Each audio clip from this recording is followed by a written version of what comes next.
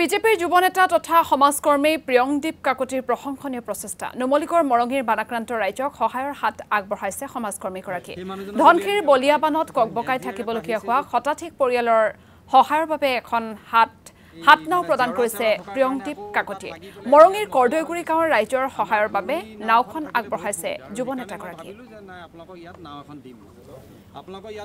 হয় সাধাৰণতে ধনশিৰি নৈ যি পলয়নকাৰী বান এই পলয়নকাৰী বানে যোৱা ৩টা দিন ধৰি এই সামগ্ৰিকভাৱে খুমটাই বিধানসভা সমষ্টিৰ অধীনৰ এই কৰদৈগুৰি কেন্দুগুৰিকে ধৰি বিভিন্ন অঞ্চল প্লাবিত কৰিছে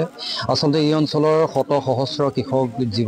জনজীৱনৰ সৈতে জড়িত লোকসকলৰ আচলতে সেউজ সপোন কাঢ়ি নিছে এই বানে এই বানৰ পৰা উদ্ধাৰৰ সাহায্য অভিযানত আমিও নামি পৰিছোঁ চৰকাৰ প্ৰশাসনো নামি পৰিছে আৰু আচলতে আমি বিবেকবান ব্যক্তিসকলে ওলাই আহিছোঁ ৰাইজক সহায়ৰ বাবে যোৱাকালি এই অঞ্চলটোলৈ আহিছিলোঁ দেখিছিলোঁ যে বানৰ প্ৰলয়ংকাৰী সোঁতে এটা ঘৰ বুৰাই পেলাইছে সেই ঘৰটোৰ আধা পৰ্যন্ত পানীৰ সোঁতে বুৰাই পেলাইছে আৰু বুৰাই পেলোৱাৰ পিছত সেই ঘৰটোত দেখিবলৈ পাইছিলোঁ যে এখন চাঙৰ ওপৰত এগৰাকী ৰোগী শুই আছে সেইগৰাকী এক দুৰাৰোগ্য ৰোগত আক্ৰান্ত ৰোগীগৰাকীক উলিয়াই নিব পৰা নাই একমাত্ৰ এখন